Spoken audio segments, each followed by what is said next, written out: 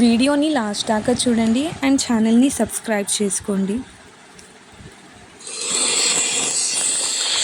నేను మనిషినే కదా, నాకైనా ఎంతని ఓపిక ఉంటుంది. చిన్న జీవితాలు మావి, చిన్న కళలు మావి. అందరూ ఒక్కసారిగా పగబట్టారు, దాడి చేస్తున్నారు. నన్నేం చేయమంటారు? సారీ రాధా, నీతో ఏం మాట్లాడాలో కూడా నాకు అర్థం కావడం లేదు. ఇలాంటి పరిస్థితుల్లో ధైర్యంగా ఉండడం ఒక్కటే దారి. నీకు ఎవరున్నా లేకున్నా నీకు నేనున్నాను రాధా.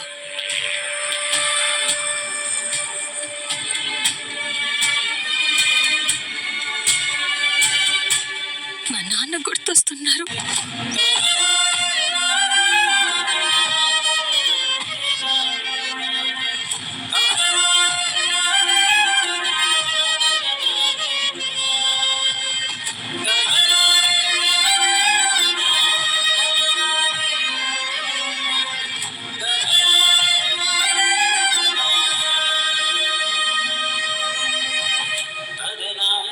రాధా,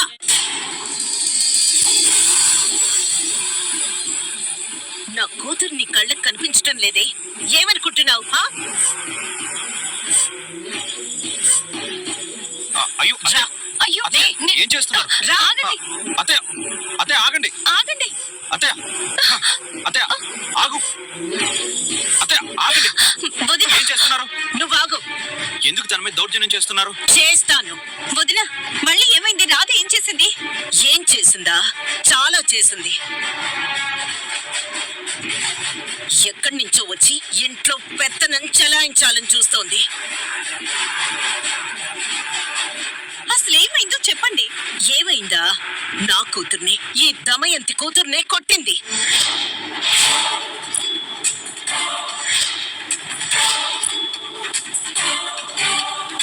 రాధెందుకు కొడుతుంది? ఈ ఇంటికొచ్చిన టీ కొట్టు మనిషి నా కూతుర్ని కొడుతుందా? రాధా, నువ్వు ప్రియాని కొట్టావా? కొట్టిందని నేను చెప్తున్నాను కదా బావా, నా మాట నమ్మవా? రాధా, ప్రియాని కొట్టావా? కొట్టావా లేదా? కొట్టాను.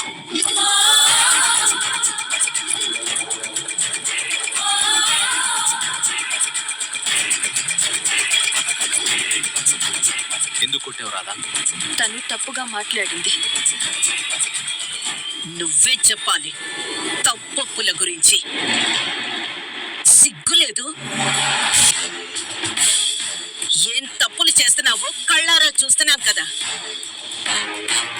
మళ్ళీ చెప్తోంది తప్పట తప్పు. క్షమాపణలు చెప్పు, క్షమాపణలు చెప్పు. నేను చెప్పను.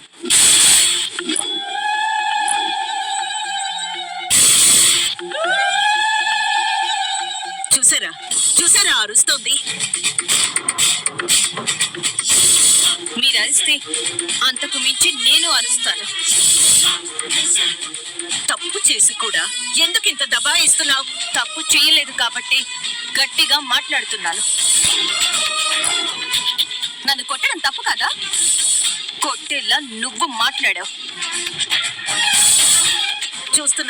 చూస్తున్నారా ఒంటి నిండా దీని పొగరు? నాది పొగరు కాదు, ఆత్మాభిమానం. ఇప్పుడు ఏంటి? ప్రియకు క్షమాపణలు చెప్తావా లేదా? చెప్పనంటే చెప్పను. తప్పు చేయలేదు, తల వంచేదే లేదు.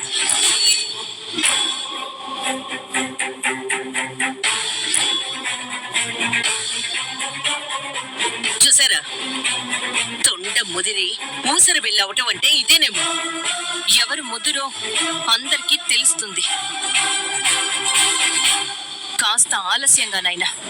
మాటకి మాట చెప్తున్నావే. తప్పు చెయ్యకపోతే దేవుడితోనైనా వాదిస్తాను. ఫైనల్ గా చెప్తున్నాను, ప్రియకి సారీ చెప్తావా, బయటికి వెళ్తావా? విక్రమ్ కృష్ణ, మధ్యలో నువ్వు మాట్లాడుకో. ప్రియని కొట్టింది, ఆ విషయం తను ఒప్పుకుంది. సారీ చెప్తుందా బయటికి వెళ్తుందా నువ్వే డిసైడ్ చేసుకో రాధా.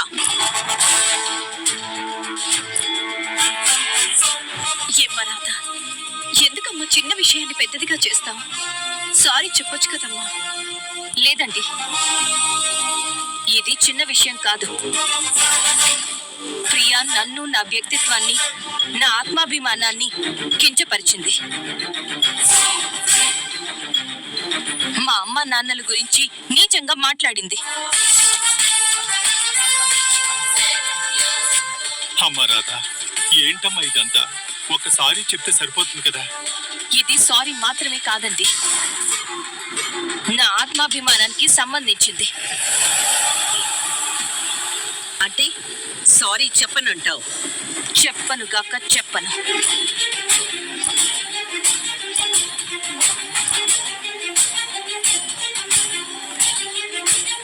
నువ్వు సారీ చెప్పవు, ఈ విక్రమ్ కృష్ణ నిన్ను బయటికి పంపడానికి ఒప్పుకోడు. వారం రోజులు గడువుందని కండిషన్.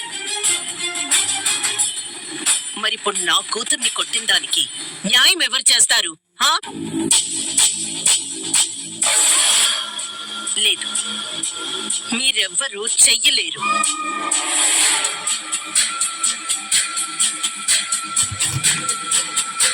అందుకే నేను చేస్తాను.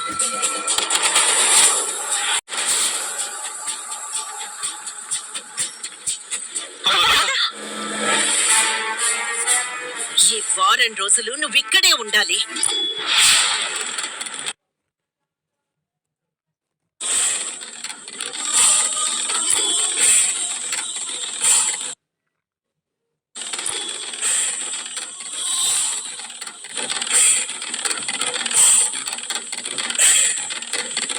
అత్త, ఏం మాట్లాడుతున్నావు? రాదెందుకు ఇక్కడ ఉండాలి?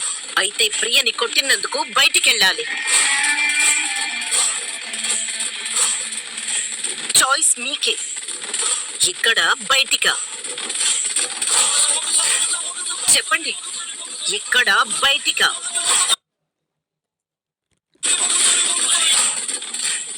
అమ్మా దమయంతి, ప్రియను రాధ కొట్టడం తప్పే. ఆ విషయంలో తన తరపున నేను క్షమాపణ మీరు క్షమాపణలు చెప్పాల్సిన అవసరం లేదు.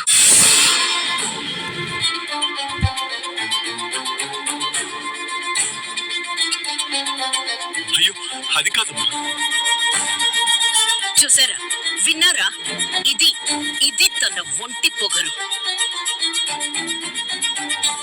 వదిన, ప్రియాకి నేను క్షమాపణ మీరు కూడా చెప్పద్దు. అయ్యో అమ్మ రాధా, నువ్వు అలా మాట్లాడకమ్మా, గొడవ పెద్దదవుతుంది. వాళ్ళు వేసే శిక్ష నువ్వు తీసుకోలేవు. వారం రోజులు నువ్వు ఇక్కడ ఉండలే. ఆగండి,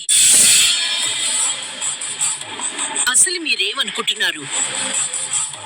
ప్రియని కొడితే నా కడుపు మండిపోయి రాధని ఇక్కడికి తీసుకొచ్చి ఈ రాధ మీదేదో పర్సనల్ ద్వేషాన్ని తీర్చుకుంటున్నానని అనుకుంటున్నారా? ఈ ఇంటి పరువు బజార్న పడిందని ఎవరికైనా ఆలోచన ఉందా?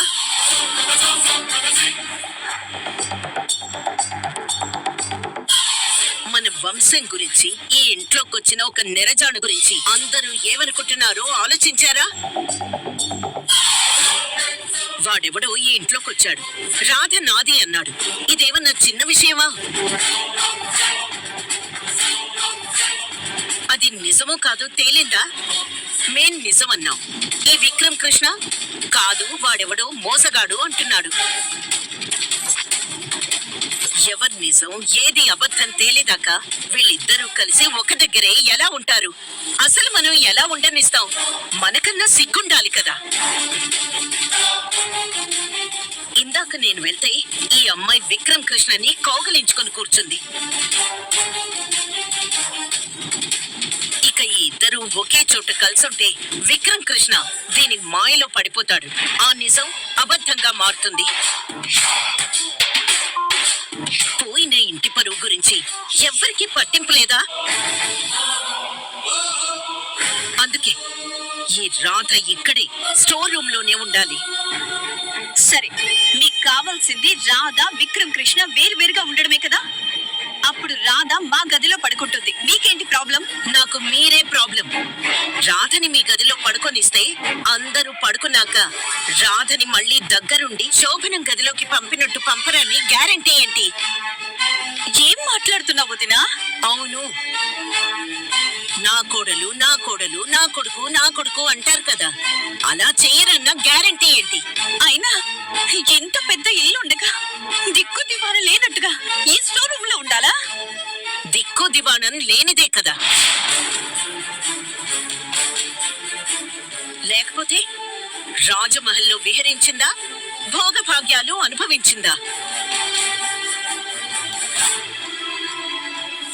ఆఫ్టర్ ఆల్ టీ కొట్టు, ఇలాంటివన్నీ అలవాటే కదా. ఆపతారా?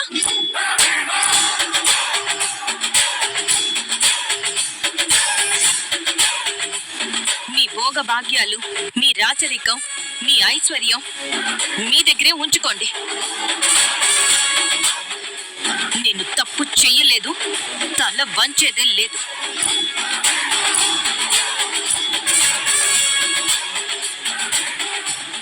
అవునా? నువ్వు తప్పు చెయ్యలేదని తేలేంత వరకు ఇక్కడే ఉండు. ఉంటాను.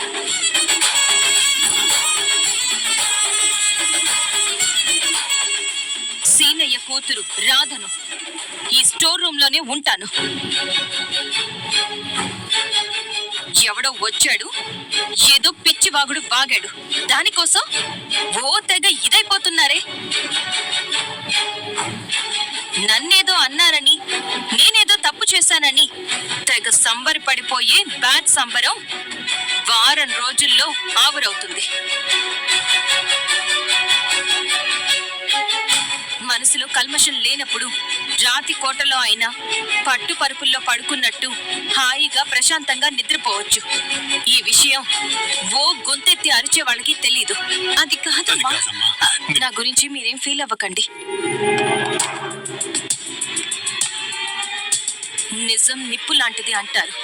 ఆ నిప్పుని కొందరు గుప్పెట్లో దాచాలని చూస్తున్నారు.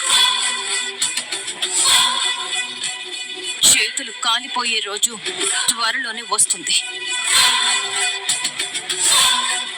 నేను తప్పు చేశానో చెయ్యలేదో రుజువవుతుంది. అప్పటి వరకు నేను ఇక్కడే ఉంటాను.